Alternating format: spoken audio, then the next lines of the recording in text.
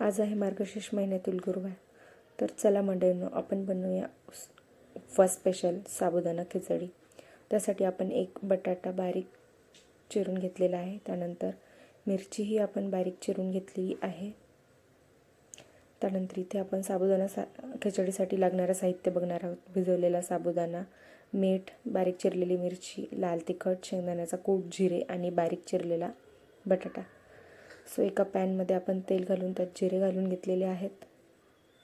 त्यानंतर त्यामध्ये आपण बारीक चिरलेली मिरची टाकलेली आहे आणि छान ती भाजून घेतलेली आहे. त्यामध्ये आपण चवीप्रमाणे लाल तिखट टाकलेलं आहे. लाल तिखट आणि जिरे तुम्ही तुमच्या मर्जीप्रमाणे टाकू शकता. त्यानंतर आपण आलू टाकून तो छान वाफवून घेतलेला आहे.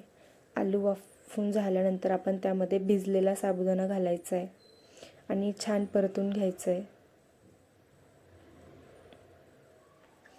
साबुदाणा छान परतून झाल्यानंतर त्यामध्ये आपण शेंगदाण्याचा कूट ॲड करायचा आहे आणि परत एकदा छान परतून घ्यायचं आहे. त्यानंतर आपण चवीप्रमाणे मीठ त्यामध्ये घालून परत एकदा छान परतून ते वाफवण्यासाठी ठेवायचे.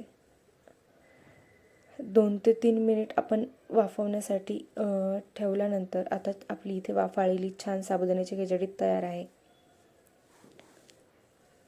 त्यानंतर तुम्ही ती छान प्लेटमध्ये सर्व करून दह्यासोबत ट्राय करू शकता.